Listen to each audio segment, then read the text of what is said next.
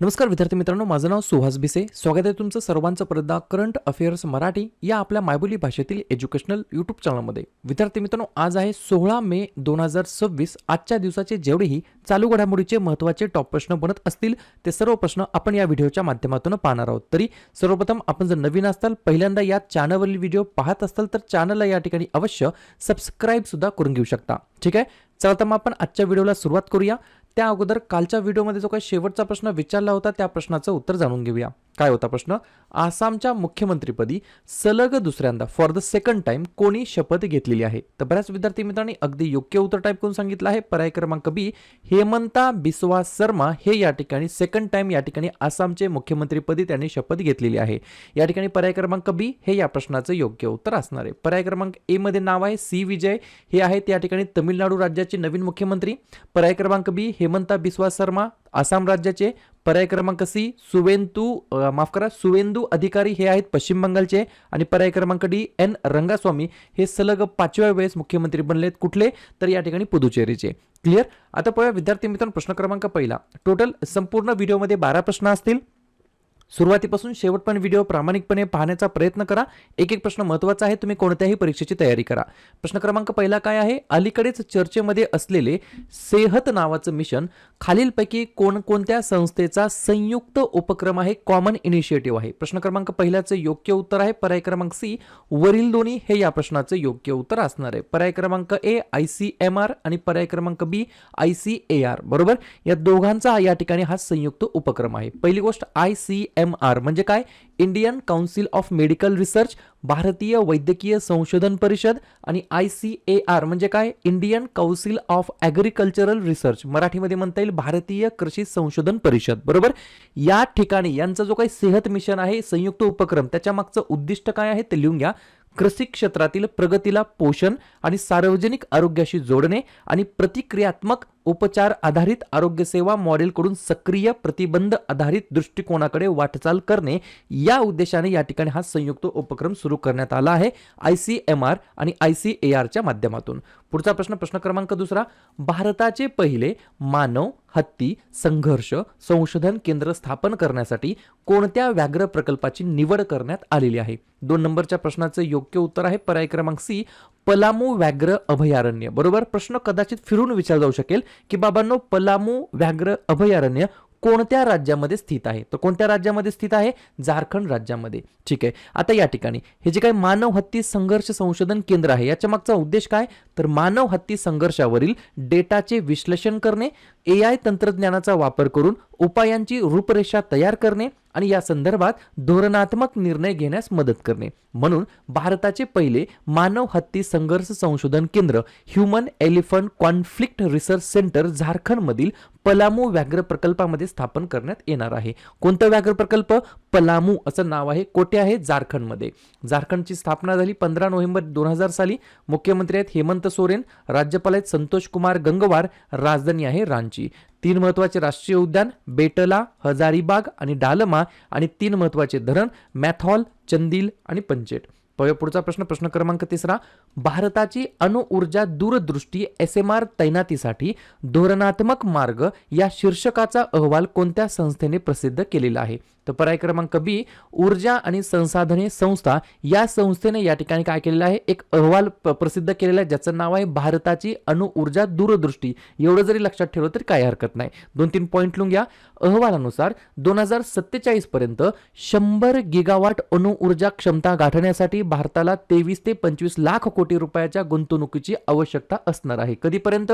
2047 पर्यंत 100 गिगावॉट अणुऊर्जा क्षमता गाठणे एवढं या ठिकाणी भारताचं एम आहे.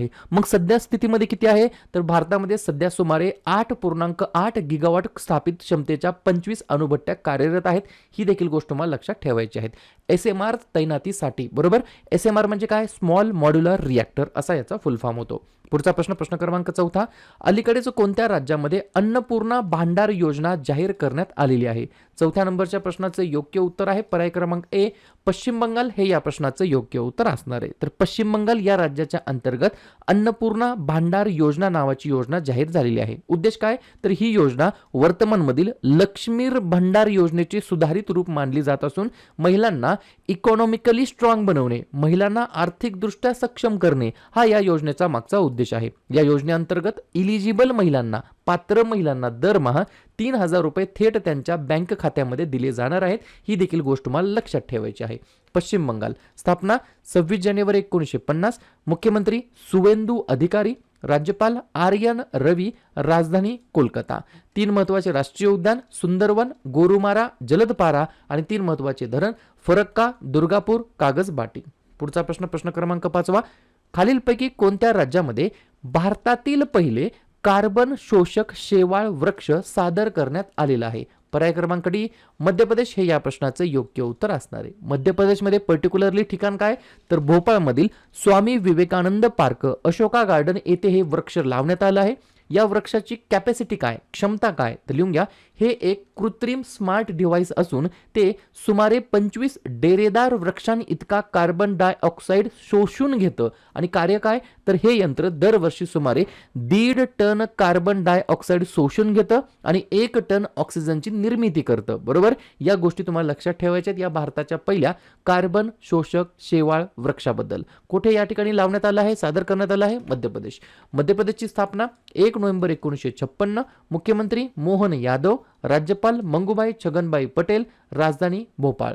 8 महत्वाचे राष्ट्रीय उद्यान बंधवगड, कान्हा, पेंच, संजय, सातपुरा, पन्ना, वनविहार आणि कुनो आणि 4 महत्वाचे धरण गांधीसागर, बनसागर, बार्गी आणि बारणा.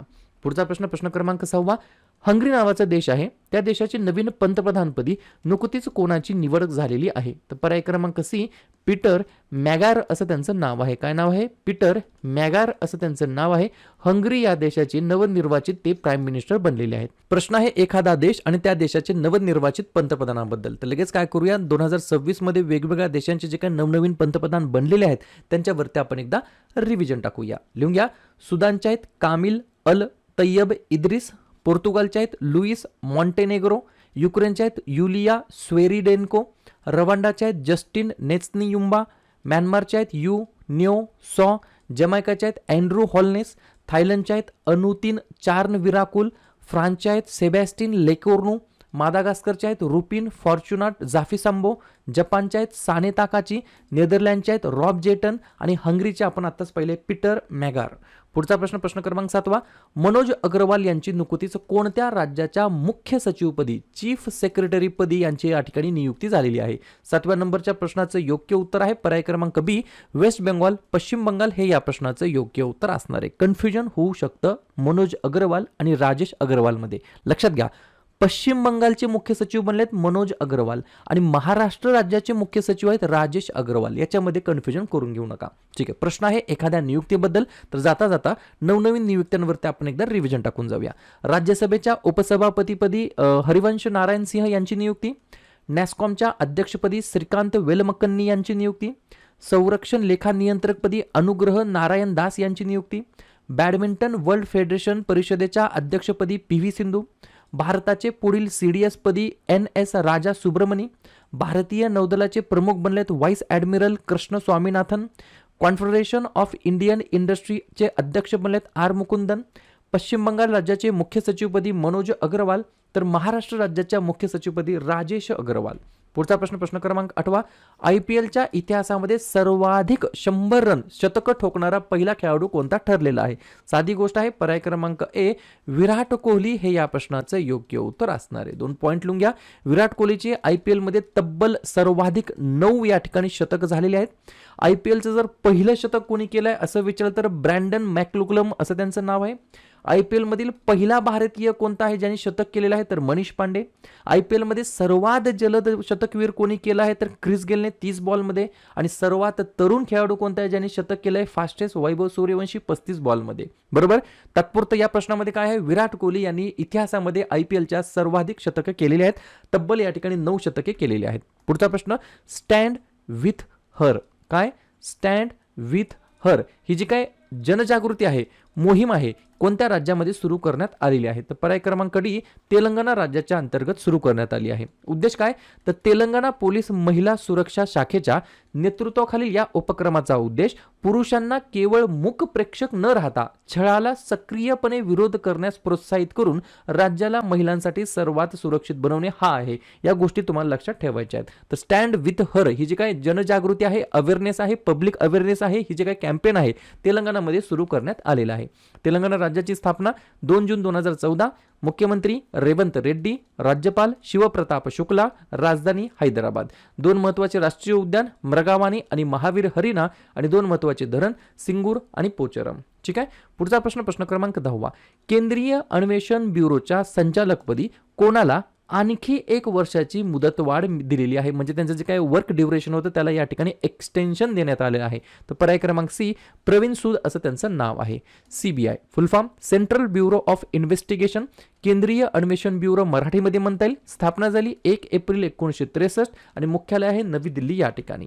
पुढचा प्रश्न, पंतप्रधान नरेंद्र मोदी यांच्या हस्ते नुकतेच उद्घाटन झालेले बहुचर्चित ध्यान मंदिर मेडिटेशन टेम्पल कोणत्या ठिकाणी या ठिकाणी उद्घाटन झालेलं आहे? तर पर्याय क्रमांक बी कर्नाटकमधील बेंगलोर या ठिकाणी बहुचर्चित ध्यान मंदिर आहे, मेडिटेशन टेम्पल आहे, त्याचं या ठिकाणी इनॉग्रेशन त्यांनी केलेलं आहे. हे जे काही बहुचर्चित ध्यान मंदिर आहे बेंगलोर कर्नाटक येथील आर्ट ऑफ लिव्हिंग इंटरनॅशनल सेंटरमध्ये आहे. विशेषतः काय आहे तर हे ध्यान मंदिर संस्थेच्या 45व्या वर्धापन दिनानिमित्त आणि श्री श्री श्री रविशंकर यांच्या 70व्या वाढदिवसानिमित्त समर्पित करण्यात आलं आहे. उद्देश काय या मंदिराचा, मेडिटेशन सेंटरचा, तर हे केंद्र ध्यान, मौन आणि आध्यात्मिक शांततेचे जागतिक केंद्र बनवणे या उद्देशाने या ठिकाणी हे सुरू करण्यात आलेलं आहे, उद्घाटन करण्यात आलेलं आहे. शेवटचा प्रश्न, योवेरी मुसेवेनी यांनी कोणत्या देशाच्या राष्ट्रपतीपदी शपथ घेतलेली आहे? तर पर्याय क्रमांक ए युगांडा नावाचा देश आहे, त्या देशाच्या राष्ट्रपती पदाची या ठिकाणी शपथ घेतली आहे योवेरी मुसेवेनी यांनी. क्लिअर. लवकरच आपण हे जे काही प्राईम मिनिस्टर आणि प्रेसिडेंट आहेत वेगवेगळ्या देशाचे बदललेले त्याच्यावरती एक सेपरेट व्हिडिओ तयार करूया. ठीक आहे. पुढच्या आठवड्यापासून आपण असा प्रयत्न करणार आहोत की डेली 2 व्हिडिओज रेग्युलरली अपलोड करण्याचा आपण प्रयत्न या ठिकाणी करणार आहोत. क्लिअर. तर अशा प्रकारे विद्यार्थी मित्रांनो हे होतात 12 प्रश्न, उपक्रम, कंटेंट हा जो काही प्रयत्न आपण सुरू केलाय मराठी भाषेमध्ये कसा वाटतो अवश्य कमेंट करत चला. आणि तुमच्यासाठीचा आजचा खास प्रश्न, भारताच्या शेजारील कोणता देश सध्या दशकांतील सर्वात गंभीर गोवरच्या साथीचा सामना करत आहे? पाकिस्तान, बांगलादेश, श्रीलंका की नेपाळ? तर ज्या पण विद्यार्थ्यांनी या प्रश्नाचं योग्य उत्तर येत असेल त्या प्रश्नाचं उत्तर तुम्ही कमेंट बॉक्समध्ये देण्याचा प्रयत्न करा. प्रश्नाचं उत्तर चुकू द्या, बरोबर येऊ द्या, काहीच हरकत नाही. ट्राय करणं, प्रयत्न करणं सर्वात जास्त महत्त्वाचं आहे. आणि दुसऱ्या दिवशी येऊन आपण दिलेल्या प्रश्नाचं उत्तर बरोबर आले की चुकलं, दुसऱ्या दिवशी येऊन नेहमी चेक करणं, अभ्यासामध्ये कन्सिस्टन्सी मेंटेन ठेवणं हे सगळ्यात जास्त महत्त्वाचं ठरणार आहे. मे महिन्यातील जेवढेही महत्त्वाचे दिवस असतील त्याच्यावरती आपण एकदा रिव्हिजन टाकूया. लिहून घ्या. 1 मेला आंतरराष्ट्रीय कामगार दिवस, महाराष्ट्र आणि गुजरात राज्याचा राज्य दिवस आणि उज्ज्वला दिवस. 2 मे जागतिक ट्यूना दिवस, 3 मे जागतिक पत्रकार स्वातंत्र्य दिवस, 4 मे कोळसा खाण कामगार दिवस. मे महिन्याच्या पहिल्या मंगळवारी म्हणजेच यावर्षी 5 मेला जागतिक दमा दिवस, 7 मे जागतिक ॲथलेटिक्स दिवस, 8 मे जागतिक रेड क्रॉस दिवस, 11 मे राष्ट्रीय तंत्रज्ञान दिवस, 12 मे आंतरराष्ट्रीय परिचारिका दिवस, 14 मे जागतिक स्थलांतरित पक्षी दिवस, 15 मे कुटुंबाचा आंतरराष्ट्रीय दिवस, मे महिन्याच्या 3ऱ्या शनिवारी म्हणजे यावर्षी 16 मेला सशस्त्र सेना दिवस, 17 मेला जागतिक दूरसंचार दिवस आणि जागतिक उच्च रक्तदाब दिवस, 18 मे जागतिक एड्स लस दिवस आणि आंतरराष्ट्रीय संग्रहालय दिवस, 21 मे दहशतवाद विरोधी दिवस, 22 मे जैविक विविधतेसाठी आंतरराष्ट्रीय दिवस आणि 31 मे तंबाखू विरोधी दिवस आणि पुण्यश्लोक अहिल्याबाई होळकर यांची जयंती. क्लिअर.